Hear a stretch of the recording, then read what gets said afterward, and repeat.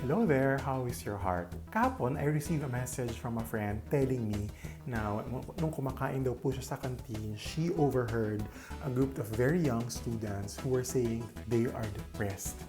And many times right now in school, in the television, on Twitter, etc., we hear this case about depression. Indeed, it is a serious matter that we should talk about and we should address. And talking about it, I've heard also an interview of a psychologist saying that depression is rooted from disconnectedness. Kapag ikaw daw ay nakakaranas ng sense of disconnectedness sa anumang bagay, pwedeng disconnectedness sa mga tao na nakapaligid sa'yo, disconnectedness sa sarili mo mismo, disconnected sa buhay na sinasabuhay mo, or in a more deeper and more profound way, disconnectedness sa Diyos. At yan ang ating pag-uusapan ngayon. We're not going to talk about the professional and psychological aspect of depression, but we're going to talk about disconnectedness, because when we are disconnected to who we are and to what we are called to do, and if we are disconnected to God Himself, then that becomes a source of many problems, a source of distress in our lives. And the gospel today really addresses this because it talks about prayer. The question is, how constant is your communication with God? When we expect a person to be connected to us, how much of us is exerting an effort for that connection to be maintained? We have had, old friends in the past. After many years of not making an effort from both sides to maintain connection, and you see that friend, parang hindi mo na siya kaibigan. You don't know anymore how to create the conversation. Ganon din po sa prayer. If you for a long time have not been praying, sometimes when you sit there, you don't know what to say. Or worse, you don't know the person you're talking to. So first and foremost, communication. Sa anumang uri ng relasyon sa iyong sarili, you always have to ask yourself, kamusta na ba ako? How am I feeling? How is your heart? Sa mga taong nakapaligid sa inyo, huwag niyong kakalimutang kamustahin ang bawat isa. Ano bang kalagayan nila? Anong nararamdaman nila? At ganoon din sa panalangin.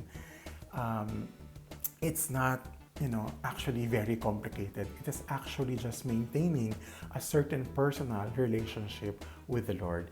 And second is disposition. Ano ba yung disposition mo sa prayer? Many times we don't attain what we wish to attain in prayer, perhaps because we are not in a rightful disposition.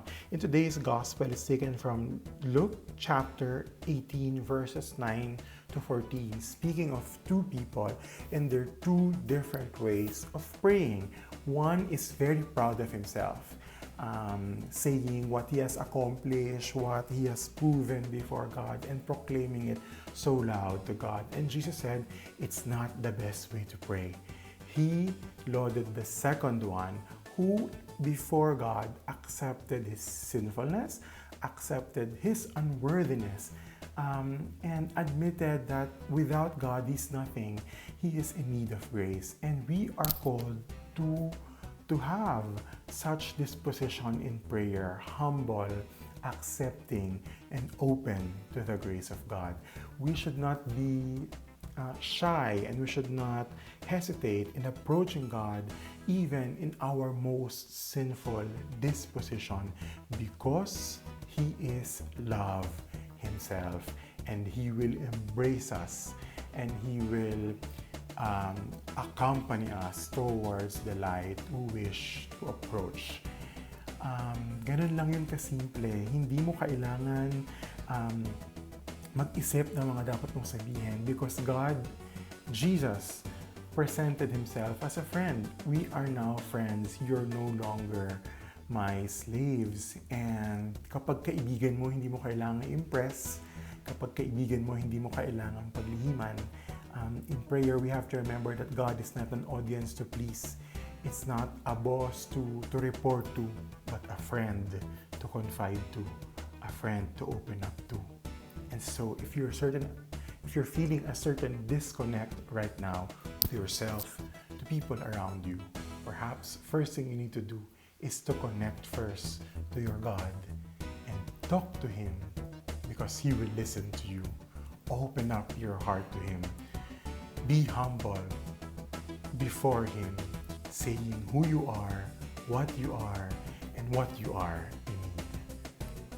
May whatever it is you're going through right now, if you're feeling a certain disconnect right now, I pray for you that God may be with you and make you feel connected once anew. God bless you and God bless your heart.